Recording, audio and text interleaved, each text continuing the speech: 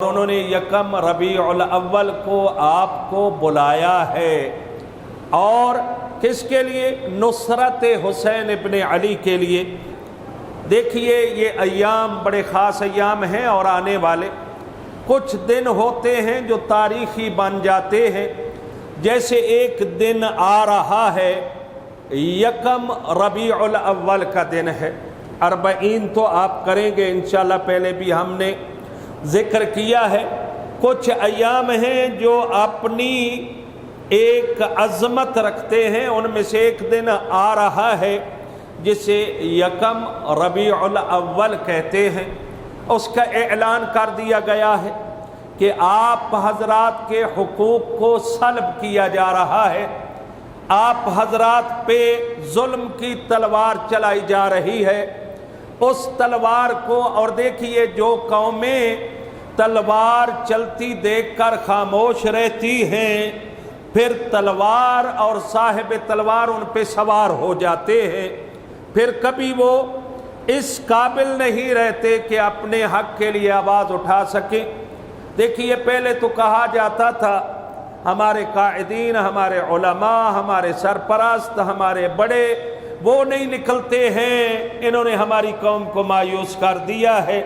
تو اب تو علماء نے، قائدین نے، سرپرست، ذاکرین، علماء سب اکٹھے ہوئے، اور انہوں نے یکم ربیع الاول کو آپ کو بلایا ہے، اور کس کے لیے؟ نصرت حسین ابن علی کے لیے۔ اور بڑا خوبصورت جملہ قائد ملت جعفریہ نے فرمایا ہے کہ ایسے گھروں سے نکلنا ہے، یکم ربیع الاول کو اسلام آباد پہنچنا ہے، جیسے حسین ابن علی مدینہ سے تیاری کر کے نکلے تھے۔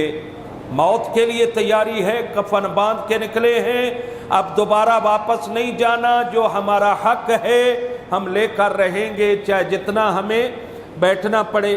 یاد رکھیے حق سے ساکت رہنا یہ گنگا شیطان کہلاتا ہے، جو اپنے حق کے لیے نہیں بول سکتا، اور اس کا درس ہمیں سیدہ زہرا سے بھی ملا ہے۔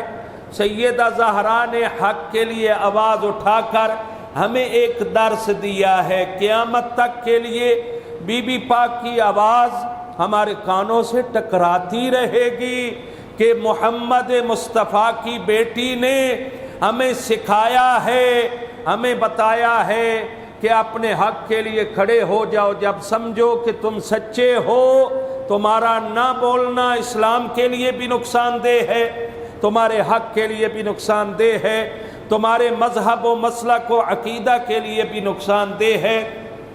تو آپ سب کو بلایا گیا ہے۔ آپ یاد رکھیں ہم یہاں بیٹھے ہیں، آرام سے بیٹھے ہیں، کچھ ایسے مؤمنین ہیں جن پہ غلط FIR کاٹ دی گئی ہے اور گرفتار بھی ہو چکے ہیں۔ بلا وجہ جرم یہ ہے کہ وہ دشمن زہرا پہ لعنت کرتے ہیں، اور وہ اس کو برا کہتے ہیں جس نے آل محمد کو اذیت پہنچائی، تکلیف پہنچائی، آل محمد کو مصیبت میں مبتلا کیا، اس سے نفرت کرتے ہیں، یہی اظہار کرتے ہیں، اور کچھ بھی نہیں ہے۔ تو یاد رکھیے وہ ان کا ایک ایک لحظہ تکلیف میں گزر رہا ہے، ان کی فیملیاں ہیں، ان کے بچے ہیں، وہ لاوارث ہو چکے ہیں۔ یاد رکھیے یہ ہمارے ساتھ بھی ہو سکتا ہے، ہم بھی تو شیعہ ہیں، ہم بھی تو تولائی و تبرائی ہیں، تبرع اور تولا کرتے ہیں، اور یہ ہمارے ایمان کا حصہ ہے، یہ کل ہمارے ساتھ بھی ہو سکتا ہے۔ لہٰذا ہم چاہتے ہیں جو ایسے قوانین بنے، جو ایسے بل لائے گئے، ان کو جڑ سے اکھیڑ دیا جائے اور ختم کر دیا جائے۔ کچھ حضرات ہیں، مثلا بزرگ صاحبان بیٹھے ہیں جو سفر نہیں کر سکتے ہیں، وہاں نہیں بیٹھ سکتے ہیں، گرمی نہیں برداشت کر سکتے ہیں، تو وہ ایسے مؤمنین کے سفر کا بندوبست تو کر سکتے ہیں جو وہاں پہنچ سکیں۔ یاد رکھیں کچھ مؤمنین ایسے ہیں جو جانا چاہتے ہیں، جذبہ ہے، جذبہ ایمانی ہے، شیعت کے لیے، مؤمنین کے لیے، عزاداروں کے لیے اپنا وجود وہاں پہنچانا چاہتے ہیں اور آواز بھی بلند کرنا چاہتے ہیں، لیکن ان کے پاس جانے کے وسائل نہیں ہیں۔ اگر آپ نہیں جا سکتے تو وسائل مہیا کریں تاکہ آپ کے لیے وہاں پہنچ جائیں وہ لوگ جو حسین زندہ باد کہتے ہیں اور یزید کو مردہ آباد کہتے ہیں۔ اور موت تو حق ہے، بستر پہ بھی مر جانا ہے، کون زندہ رہا؟ جب احمد مرسل نہ رہے پھر کون رہے گا؟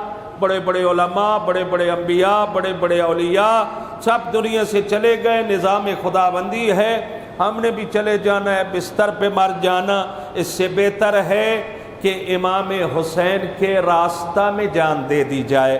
اور اس لیے میں مرا تھا قیامت کے دن کہہ سکوں، کیونکہ میں چاہتا تھا کہ حسین کا علم بلند رہے اور یزیدیت مردہ باد رہے۔ میرا اللہ میں تو اس لیے نکلا تھا، پھر خداوند متعال انعام عطا فرمائے گا، یہ آپ کا حق ہے، آپ ذہنی طور پہ تیار رہیں۔ یکم ربیع الاول کو ہم نے جانا ہے، جب تک ہم خود تبدیلی نہیں لائیں گے ایسے بیٹھے بیٹھے معجزے نہیں ہوتے ہیں، قربانیاں دینی پڑتی ہیں۔ آل محمد نے ہمارے لیے قربانیاں دی ہیں، اب وہ ہم سے قربانی مانگ رہے ہیں، تو ہمیں کیوں گریز کرنا چاہیے؟ نہ، آگے بڑھنا چاہیے، اور ان کے نام پہ دی ہوئی قربانی بیکار نہیں جاتی ہے۔ دعا ہے خالق کائنات ہم سب کو سیرت اہل بیت، صراط مستقیم اور اہل بیت کے طریقہ پہ چلنے کی توفیق عطا فرمائے۔ وما علینا الا البلاغ المبین۔ آپ سب سے التماس ہے اپنے اپنے مرحومین، بالاخص سید حیدر فیاض علی صاحب کے والدین، سید علی ذوالقرنین صاحب کی مرحومہ بیٹی ذوالفقار جعفری صاحب کے والدین مرحومین، سید احمد علی رضوی کے مرحومین، محترم صدیقی صاحب کے والدین، اور وقار کاظمی صاحب کے والدین، اور عظمت شاہ صاحب کے والدین کے لیے سورۃ الفاتحہ۔